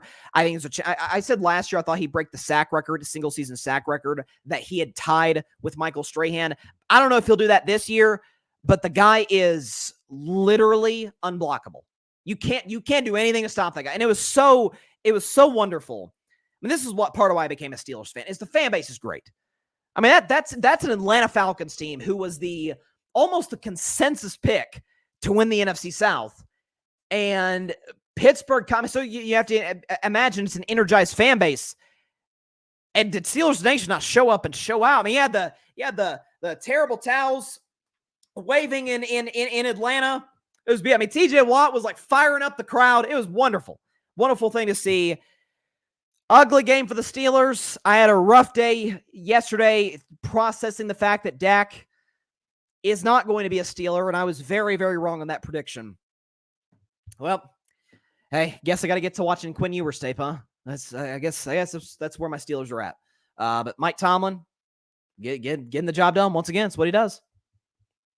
Grady. My man Grady Edwards. What's up, my man? Hey, Bryson, should I wear the same Patriots jersey I wore the Jets opening night? Maybe Lightning could strike twice. Talk about Aaron Rodgers. Hey, no, we don't want to get hurt. Aaron Rodgers to get hurt. He says, I don't want to injure anyone. I'm very fascinated to see what Aaron Rodgers looks like, though. One of the greater mysteries of the NFL this year. It's funny you use the word mystery, Grady, because a couple of weeks ago, I've never done a book review on Carving It Up, but there's a first time for everything. I reviewed the Ian O'Connor book, which again, I highly recommend to everybody who's interested in great sports books. He interviewed Aaron Rodgers. He interviewed about 200 other people associated with Aaron, and the book is called Out of the Darkness, The Mystery of Aaron Rodgers. I was able to get an advance copy before the book was widely released. It was awesome. Awesome read, awesome book. Whether you like or dislike Aaron, and I've kind of been closer to the dislike just because I don't like the way he's conducted his business from a leadership standpoint, you certainly understand the guy more. And I appreciate that from Ian O'Connor. And I feel like I understand Aaron Rodgers a little bit better than I did previously. So, yeah, we'll see what he is tonight. I mean, listen, I can't wait for this game. You have San Francisco, who kind of had a noisy offseason, but they're able to bring everybody back. Ayuk's back. Trent Williams is back. McCaffrey isn't back quite yet. It looks like, again, according to the reports, that he's not going to play in this game, that he's out. And then for the Jets, it's Aaron Rodgers. Look, played 4 plays last year and tragically tore his Achilles. I can't wait to see what the Jets look like. I think they're the most overrated team in the league. I think they're going to repeat what they did last season with 7 wins. But, hey, I mean, we'll see what happens. But it's going to be an exciting watch. No question about it. Moving on. Oh, dear Lord. Minnesota Vikings, New York Giants. So first of all, Sam Darnold, kudos to him. And I said, listen, I thought Minnesota was a 6-ish win team, maybe 7. I think they're really talented. Justin Jefferson, Jordan Addison, who got hurt in this game. And I thought a great defense. I think they have the defensive rookie of the year this season in Dallas Turner. I think he's going to have a great year with Brian Flores calling that group. And Kevin O'Connell's a phenomenal offensive head coach. Listen, Sam Darnold has his limitations. He's like a poor homeless man's version of Josh Allen. I mean, like a much lesser version of Josh Allen, where Sam will make mistakes, where you scratch your head and you're wondering what he really saw on that play. But listen, if he's in a good system, we saw him in Carolina a couple of years ago with the interim coach they had there. I think it was Steve Wilkes who did a good job. And hindsight, looks like the Panthers should have hired him. But Sam was fine. The Panthers went 4-2 in his starts. And if he's in a good, smart offensive system like Minnesota, he can make plays for you. And he had a solid afternoon with 2 touchdown passes and a passer rating of 113. So Sam played really well. Oh, dear Lord. Daniel Jones. Fire everybody in that Giants front office. I listen, this is hindsight. I said at the time when Daniel Jones signed this deal, and listen, if I'm Daniel Jones, I'm taking every penny of this. God bless him. He got his bag. This is why I'm being like, oh, he can't pay Dak. I'm like, man, they gave Daniel Jones $40 million. He's like one of the worst quarterbacks in the league. How 15 touchdown passes in 2022 can get you a $40 million per year contract is unknown to me. Daniel, I feel bad even reading a stat line. 22 of 42, $186, no touchdowns. He had 2 interceptions in this game, including a pick 6, QBR of 17, and a passer rating just in the dumpster of 44. Listen, I thought the Giants would be one of the worst teams in the league this season. I feel pretty validated there. They're and those uniforms. Listen, fire the marketing department. Giants got to fire a lot of people this year. After this year, the uniforms were what are those? I mean, yikes! Bad day for the Giants. Worst day for the Carolina Panthers. I mean, listen, this was my upset of the week. I missed bad. I could not have missed more badly on this one. Listen, I still really don't buy the Saints this year. I thought the Saints would come in last in the NFC South to Carolina. My takes are locked in stone. I can't change them, nor will I change them. But I'm going to be wrong on that pick. New Orleans, listen, Derek Carr, 3 tuds, pass rating of 142. He was great. Saints were great. The Shaheed kid is really, really talented. I like him a lot. He's one of the few players in the Saints team that I really buy into long-term. Carolina somehow got worse this offseason. I mean, they somehow got worse. I think their last 2 losses last year, they lost like 26-0 to the Jaguars. The Trevor Lawrence-less Jaguars to boot. They lost 9-0 to Carolina in Week 18. They hired Dave Canales, who I love. They make some additions. Xavier Leggetti. They add a few pieces. They don't improve the offensive line, which is... Are they trying to get Bryce Young injured? Or is that what they're attempting to do? I don't know. But Bryce Young was bad. 13-30, 161, 2 touchdowns, passer rating of 32. His pass rating, honestly, y'all, would be better if he spiked the football every single play than if he did what he did yesterday. Listen, I always say I don't want to come off as the Bryce Young like defender or supporter. I said into that draft I thought Bryce would be the 3rd best guy behind CJ Stroud and Hendon Hooker, because I think Hendon Hooker is eventually going to get us to his shot in Detroit in a few years. So stay tuned for that. But I liked what I saw. I thought I thought his movement in the pocket was good. I thought he was a pretty accurate thrower at Alabama. I'm telling you, I don't think we're going to know what we see from Bryce Young or what Bryce Young really is until he gets released or traded like a Zach Wilson somewhere. If he ends up backing up, if he backs up like Lamar Jackson or something in Baltimore and he has a good support system around him, if he could be like a small version of Sam Darnold, like where we know Sam is not a starter, but if he's your backup, he's pretty good. If you give him the right pieces, at least. That's what I feel like with Bryce Young. Honestly, could the Georgia Bulldogs beat the Carolina Panthers? I mean, this is bad. They somehow got worse. I don't know how that's possible, but they did. Dolphins beat the Jaguars 20-17 in a second half comeback. So again, I didn't see a ton of this game after the first half. I was mostly keyed in on Caleb, on my Steelers, on the Bengals-Patriots game. Didn't see a ton of this game, but I went back and watched the key plays of the second half. How did Jacksonville blow this lead? And I don't know how any single human can make the case that it was on Trevor Lawrence. I mean, they were. I love Doug Peterson. What the heck are you doing going 4th down and 2 just to set up the situation? The Jaguars have the lead 17-14 toward the end of the third quarter. So they've still got the lead on the road. They feel good about themselves. They get stopped on 3rd down and 1. And from their own 32-yard line, they go for it. Etienne gets stuffed. Speaking of Etienne, a guy who I also love, has a brutal fumble at the goal line. Could have put the Jags up 24-7 and put the game out of reach. He fumbles. Miami season momentum. Tyreek Hill, who's the last human on the planet you want to leave wide open on a go ball, inexplicably the Jaguars did. The play calling was bad on both sides of the ball. The Etienne fumble was brutal. Listen, I'm not going to act like Trevor was like the savior, but if you want to rank the reasons, like I said earlier, if you want to rank the reasons why the Chicago Bears won, Caleb Williams is literally at the bottom. If you want to rank the reasons why the Jacksonville Jaguars lost, Trevor's at the bottom of that list. I mean, I'll get to Anthony Richardson in just a second. If not for that, Trevor had the throw of the day in the NFL yesterday. That touchdown pass on the top left corner of the end zone. I mean, that was a gorgeous throw. So, all you Trevor Lawrence haters and Jacksonville Jaguars disbelievers, it's week 1. That big game, that big second half of the season, it's a coming from old Trevor Lawrence. You just got to stay tuned. Speaking of the AFC South, the Texans beat the Colts 29-27 yesterday. CJ Stroud was really good. 2 touchdown passes, 234 yards, passer rating of 115. Texans were great. Running game was great. Joe Mixon played exceptionally well. 159 yards on the ground. We don't have the video. Anthony Richardson threw one of the greatest passes I've ever seen with my two eyes in my 21 years of life.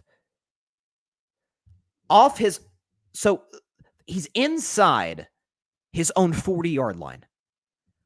There's a guy at his feet and a guy in his face. This is crazy. Off his back foot, he launches a 65-yard moonball and hits his receiver in stride at the goal line. It is prime Aaron Rodgers could make that throw. Mahomes could make that throw. Maybe Josh Allen. That's it. Brett Favre. That's it. I want to set that up again. 65 yards away from the end zone. Guy at his feet, guy in his face, off his back foot. Momentum carrying him backwards. Launches a ball all the way down to the goal line and hits the receiver in stride. It was like a jump ball. Hits him in stride. Go in the end zone. Listen, I've been iffy on Anthony Richardson, and again, some of those accuracy questions do still linger. He only went 9 for 19 for 212 yards, and he did throw an interception. If Shane Steichen can be able to help this kid improve his accuracy, good Lord. I'm not being hyperbolic when I say this. Go on YouTube and watch that play if you didn't see it. It's one of the greatest throws in the history of football. At any level, high school, Pee-wee, Pop Warner, college, NFL. It's one of the greatest throws ever made in the history of the world. That was insane. I know I'm sounding like I'm blowing it out of proportion. I'm not. It was awesome. Anthony Richardson, have a throw. Again, the accuracy concerns are still there. Only 9 for 19, and Shane Steichen's got to kind of help the kid to improve with that, and I think he will because I think Steichen's a great coach. And Indianapolis' defense did rear its ugly head. I don't think they're very good on that side of the ball, and that's why I don't think they're going to make the playoffs because I think their offense is really talented. Listen, the Texans won the game. Kudos to them, but that was freakish. There's not many humans who have ever lived on this planet that could make the throw that Anthony Richardson made yesterday. Crazy. How about this? My Chargers. I say my Chargers affectionately because I picked them to shock the NFL and go to the AFC Championship game. And they won kind of an ugly, rough and tumble game with the Las Vegas Raiders, 22-10. They did. That was one of my, if I were a betman games, and they covered and then some, winning 22-10. And kind of my takeaway with that was this is a great day for the Los Angeles Chargers and their 13 fans because you saw game 1, week 1 of the season. Jim Harbaugh's established an identity. And it is the easiest bet in the NFL. First of all, Jim Harbaugh, 5-0 in week 1 games in the NFL in his career. So shout out to him. When Jim Harbaugh goes somewhere, their first game, they look like a Jim Harbaugh coach team. I mean, and that sounds dumb. That sounds, kind of obvious, but the guy he's a very kind of like Dan Campbell in a way. He's going to be physical up front. His team's going to be physical up front, and they're going to run the football down your throat. And to give Justin Herbert that support, and Justin Herbert had kind of an uneven game yesterday.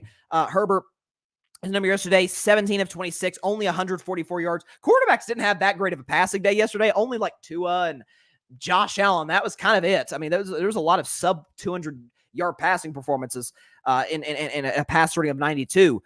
That's what you're going to see from the Chargers this year. And I'll tell you who I was most impressed by in this game. So Joe Alt was a top 5 pick in this past NFL draft, rightfully so. He was far and away the best offensive lineman in the draft. Pro Football Focus pointed this out. I was watching the game and blown away by Joe Alt opposite, obviously, Rashawn Slater. This kid's just as good as advertised. Max Crosby of the Raiders is one of the premier pass rushers in professional football. Christian Wilkins is one of the better run stuffers in the National Football League as well, and he can get to the quarterback too, the free agent pickup from the Miami Dolphins. Really, really good player. This is from Pro Football Focus, folks. Joe Alt, when he was going against Max Crosby and Christian Wilkins, he went against them combined 19 pass blocking plays. No pressures. First game in the NFL against Max freaking Crosby. No pressures. That is... I mean, I don't want to sound crazy right now. It is week 1. It is the second biggest overreaction Monday to the year, to the day after the Super Bowl. Knock on wood, he stays healthy. Are we looking at a first ballot Hall of Famer? If he stays healthy, his first game in the NFL. I mean, we saw the kid in Dallas, Tyler Guyton. I mean, do an admirable job, do the best he could. Didn't do a poor job against Myles Garrett, who we know is a monster, but he's a rookie, and Myles Garrett still was able to get to Dak occasionally. What Joe Alt did against Max Crosby, unbelievable. And by the way, J.K. Dobbins, 10 carries, $135. How's that work? How's 13 and a half yards of carry work for the LA Chargers? So again, I think the Raiders are a very good football team. I think Devontae Adams is going to be traded midseason. Really impressive win by the Chargers, and it had Jim Harbaugh's handprints all over it. So very impressed by what I saw from the Chargers. And I still believe they're going to the AFC Championship game. I feel great. And Patrick is 100% right about this. Bad Vegas Raiders, the punt on 4th down and 2. That was and Antonio Pierce is an easy guy to root for. But these conservative coaches in a 2024 NFL make me want to pull my hair out. I get Gardner Minshew is a low-end starter, high-end backup, as I often call him, and guys like I used to call Teddy Bridgewater back in the day, Andy Dalton. Ugh, Lord, that was brutal call. Especially the spot they were at in the field. Seahawks beating the Broncos 26-10. This was a game that I think this was one of my, it was one of my if I were a betting man games, one of my 3. And this ended up being a wash because Seattle was a 6-point favorite and then won the game by 6. So it was all for now. It was all wash. So listen, I like some of the things I saw from Bo Nix. He made a couple of nice throws in that first half, kind of struggled in that second half, threw a couple of ugly picks. But, and again, his numbers don't look great. 42 passes, 138 yards. Geno Smith had the long scamper for the touchdown, ran 37 yards to the house. Again, there's not much about Seattle that I don't like. I think they have arguably the best receiving trio in football in Metcalf, Lockett, and Jackson Smith and Jigba. And defensively, they were already a great young defense. The fact that they got Mike McDonald now, and we know what Mike McDonald did with the Baltimore Ravens, that's going to be a problem. If Seattle had a Justin Herbert or a Dak Prescott or a CJ Stroud or somebody like that, like a top 10 guy, that's Super Bowl contender written all over it. In respect to Geno, this still very well could be a playoff team. They were one of my toughest playoff omissions in the NFC. If they get in, I won't be shocked at all. Kenneth Walker, by the way, is great too. I think the quarterback limitations are going to hold this team back, but really liked what I saw from the Seattle Seahawks. And as for Denver, look, they've got a young rookie quarterback. He'll progressively get better. He's with Sean Payton. But the problem with that is he's going to get against those Pittsburgh Steelers on Sunday. And we know what TJ Watt And we know what Mike Tomlin's defenses can do to young quarterbacks. It could be a very long day in the Mile High City for one Bo Nix. I'm just put that out there right now. And by the way, I think my Steelers are a road favorite, which that's not going to happen very often, but my Steelers are a 3-point favorite in Denver. Funny story going to that game is Justin Fields was by no means great. I mean, if I had to grade Fields, I'd give him like a C, a C+. He did his job. He kind of was in a game manager role, in a backup role. Arthur Smith called a great game. Do you stick with, you can't say stick with the hot hand because Justin Fields didn't necessarily have the hot hand. He just didn't have the cold hand. Do you stick with a guy that got you a really impressive win on the road against a great Falcons team? Or do you go with the more proven guy in Russell Wilson in what's a revenge game against his old team, the Broncos? Like, there's a part of me, as a Steelers fan, but also as a football fan, that kind of wants to see Russ versus Peyton. That will be a really interesting headline and storyline going to that Sunday game. By the way, even if Fields starts, but if Fields plays poorly, you could see Russ in the second or third quarter. Fascinating game between the Steelers and Denver. So very interested in that. And finally, Buccaneers beating the Commanders. I already mentioned Baker earlier in comparison, in reference to his significantly better numbers than Deshaun Watson. But Baker, who is, I think, far and away, let's just say far and away, take Josh Allen aside because of what Allen does with his legs. As far as just throwing the football, Baker was far and away the best quarterback in the league yesterday. 24 of 30, 289 yards, not one, not two, not three, 4 touchdown passes through the air, QBR 0 to 100 of 86, and an almost perfect pass rating, 146 for one Baker touchdown maker. Listen, I bought stock into Baker last year. I was not high on him coming out of Oklahoma, but I love what I saw from him last year in Tampa Bay. I picked the Buccaneers to kind of take a little bit of a step back. I thought the loss of Dave Canales would really hurt them. We're only 1 week in, so it's hard to tell, and Washington's very inexperienced. Looked pretty good. I mean, looked really good. He was the best thrower of the football yesterday in the National Football League passing-wise. And I think I saw a stat on Pro Football Focus where he was like 10 of 12 throwing past the sticks. I mean, the guy was slinging it. This wasn't no dink and dunk type of game. Man, Baker was airing that puppy out to Mike Evans, who is just continues to be the most underrated, along with Amon-Ra St. Brown, in my view, the most underrated receiver in the NFL. And to me, a first ballot Hall of Famer in Canton, Ohio someday when he hangs him up. I mean, he's 10 years in, 10 1,000-yard seasons. Doesn't matter the quarterback. It could be terrible backups. It could be the greatest quarterback ever in Brady. It could be a really good starter in Baker Mayfield. Doesn't matter. Mike Evans is going to produce. So good win for Tampa Bay. And as for Washington, uneven game for Jaden Daniels throwing the football with his legs. I liked what I saw with him there. Who does Washington have next week? Who do they have next week on their schedule? They got the Giants. So Washington's a 2.5-point favorite. So basically they're saying these teams are evenly matched. I'm definitely leaning Washington right now, especially given that game's at home. So there you go. Patrick, your thoughts on Texas hooking Michigan and Northern Illinois? How about that? Kicking Notre Dame into upset. I told a Fighting Irish fan, everything will work against them. Got to win every game possible. So Texas beating Michigan was not surprising to me. I thought Michigan could keep it close just because it's the big house. It's a big noon game. Like the Fox crew is there. The best announcer of professional sports, Mr. Gus Johnson, was in the building, as well as the great Joel Klatt and Jenny Taft, who do a great job there as well. But Texas is far and away the better team. I think they're the second best team in the SEC to Georgia, which, by the way, speaking of the SEC, how about the best conference in all of college football? 6 of the top 7 teams in the AP Top 25 poll are the good old Southeastern Conference. You're talking about Georgia, Texas, Bama, Ole Miss, Missouri, and the University of Tennessee Volunteers. I told y'all, Nico Iamaleava, kid special. I'm telling you, kid special. He's really good. All right. After the break, come back to predict the Monday night game between the San Francisco 49ers and the New York Jets, and then we will get out of here with a tribute to a legend. Get back to that. 1-minute break. We will be right back on Carving It Up Live.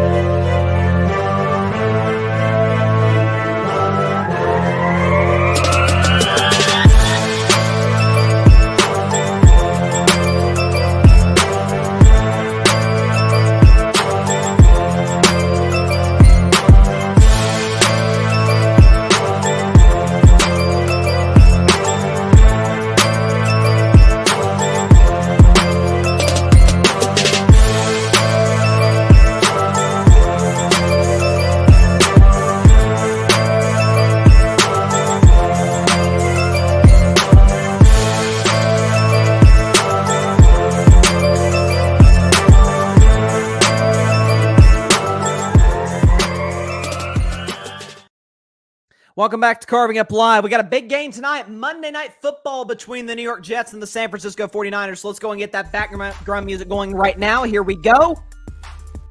Predict this football game. So, concluding week one is honestly one of my most exciting games going into week one, in my opinion, just because of all the storylines. New York Jets, San Francisco 49ers, both are perceived contenders. Only one clearly is, and that is obviously San Francisco. So, listen, the Niners had about as noisy of an offseason as you could have had, with Trent Williams holding out, Brandon Ayuk holding out. You had the Brock Purdy odd interviews where he's talking about, I want to rip the hearts out of the chest of the competition. I want to be like Brady, lighting into my teammates. I don't know if that's necessarily sustainable. Only time will tell. And also Christian McCaffrey dealing with injuries himself. And McCaffrey, and I set up this graphic before the prediction. McCaffrey is not going to play tonight. We got that news middle of the show. Christian McCaffrey is out with that calf injury. So it's going to be the kid. It's going to be his backup. It's going to be a kid by the name of Jordan Mason, who my man Jeff, who's a Niners fan, pointed that out to me earlier. That is a big time loss for the 49ers. But if there's one thing they can hang their hat on, it's the fact that Kyle Shanahan is one of the smartest, I think the smartest run-designing play caller in all of football in that West Coast offense. Trent Williams back. Ayuk is back. I think Ayuk's going to make a big impact. As great as the Jets' defense is, the weakness of it is kind of like that very back end of their defense in terms of their safeties. They've got one of the weakest safety units in the NFL, despite having some of the best corners. I think Brandon Ayuk, on some sort of real creative play that Kyle draws up, I think could make a big play down the field to score a touchdown. So listen, we'll see what happens with the kid. Jordan Mason can make a big impact in this game. Listen, it's Kyle Shanahan. It's a run game. It tends to work. As for the New York Jets, if you're a Jets fan, I hope you didn't watch Steelers-Falcons. You're like, Steelers-Falcons? What's that got to do with anything? Because in that game, there was a quarterback, age 35 plus, coming off of an Achilles. And listen, some of this is the fact that Kirk Cousins played one of the 5 best defenses in professional football in the Pittsburgh Steelers. We get that.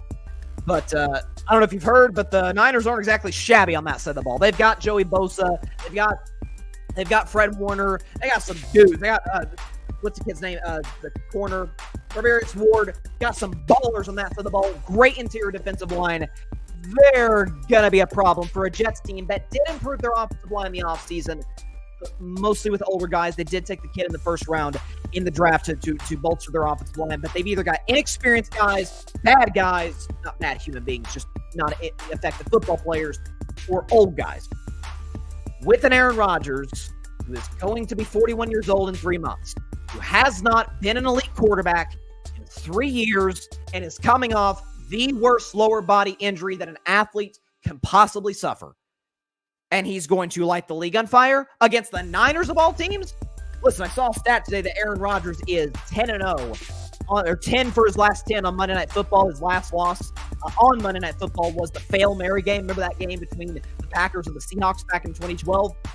When the Packers got robbed in that game by the officials. That's going to change tonight. The Niners have a far better roster, an infinitely better coaching staff, and a Brock Purdy who, talent-wise, obviously doesn't really come close to Aaron Rodgers, but within the offense and in terms of where he is right now physically in his prime, this to me feels like a pretty comfortable W for the 49ers. I'm gonna be nice here and say 23-16. I think the Jets will make a few plays in the air. Garrett Wilson, I think will have a touchdown this matchup. This could be a really long night for Aaron Rodgers. Breece Hall, I don't think will be terribly effective because of that Niners defensive line, that front four. Fred Warner's gonna make some big plays. I think he picks off Aaron Rodgers in this game. This could be a rough night for the Jets. Again, 23-16. I'll be nice. So there you go. Jeff likes my prediction. He says, he asks, how many times do we sack Rodgers? How many times do you sack Rodgers? I'll say 5. 5's a lot. So again, I still don't trust this Jets O-line. I think the New York Jets have the worst offensive coordinator in football, and his record shows it, in Nathaniel Hackett. And again, folks don't want to believe me when I say this, but it's freaking true. The numbers back it up. Aaron Rodgers has not been, we can show you the numbers right here. In 2022, this is the last time Aaron Rodgers was fully healthy. 19th in the NFL in pass yards, 15th in touchdown to interception ratio, 20th in completion percentage, 23rd in yards per pass. And Aaron Rodgers, who is the king, if memory serves me correctly, I think he's like number 1 or number 2 all time in the history of the league in passer rating. His last healthy season, he was middle of the road. He was 16th. With a good Packers team that we saw what Jordan Love did with them at the second half of last year, basically the same, most of the same guys. I don't get the buy-in for the Jets this year. I really don't. There's not much to like outside of a really talented defense and Garrett Wilson, who's excellent. Aside from that, that's really it.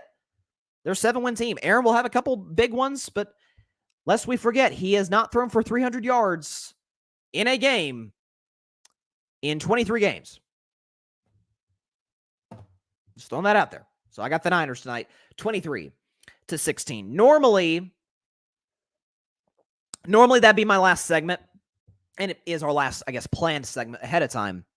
But I did want to say this before we get out of here. We got some sad news today in the entertainment world. We lost a legend. The great, the legendary, the iconic James Earl Jones passed away at the age of 93. And, it's interesting. There's certain people, he was 93 years old. He lived a full life and accomplished a lot of things and really touched a lot of people through his work.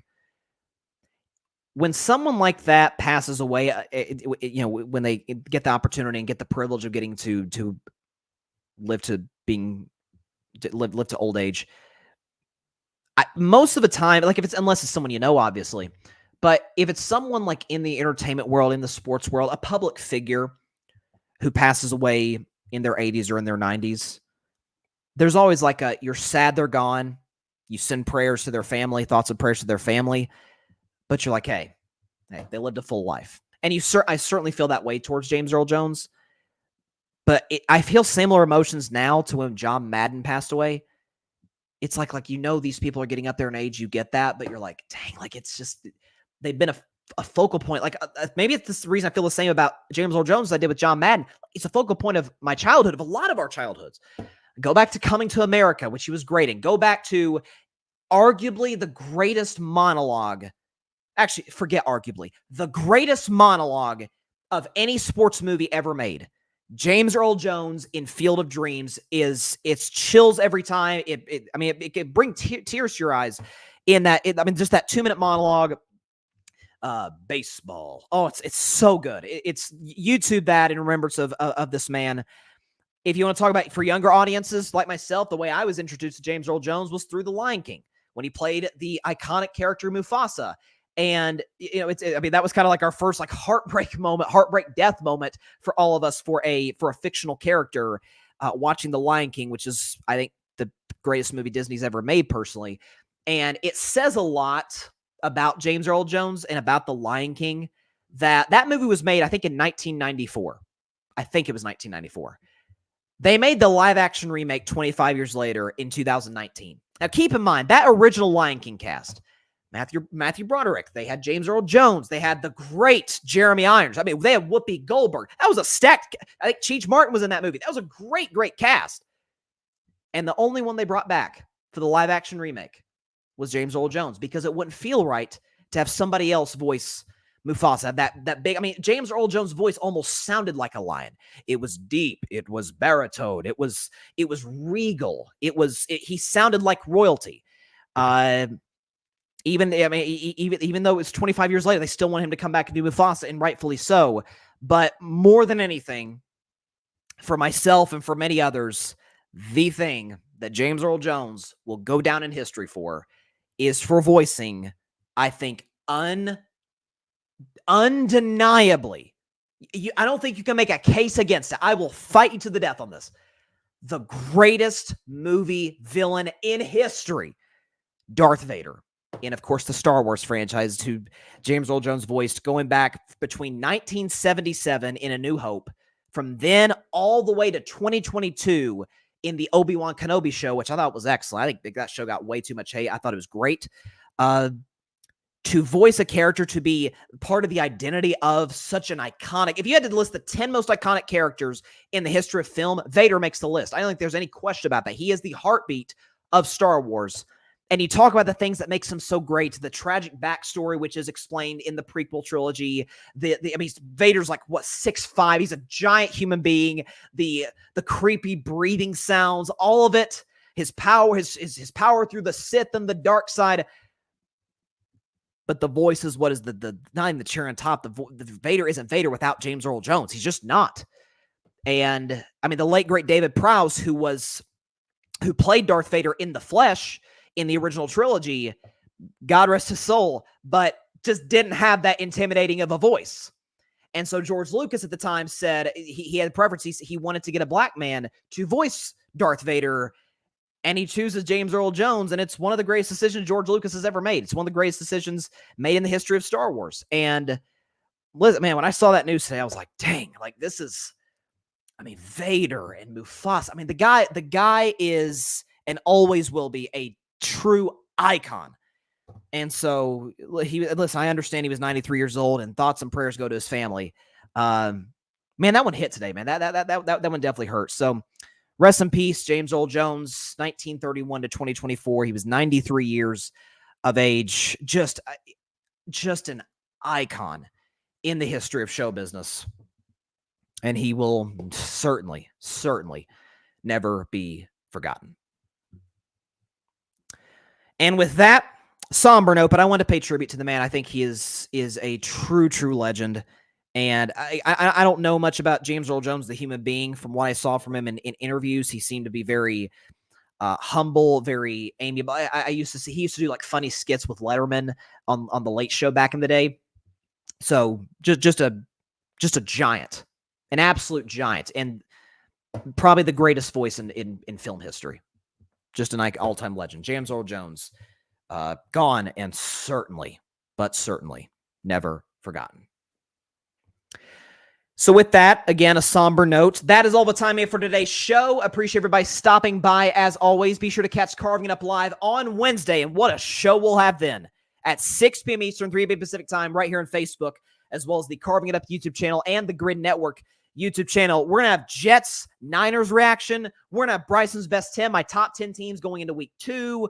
We're going to, I mean, the Donald Trump, Kamala Harris debate is tomorrow. The ratings for that thing is going to be just blow everybody's socks off.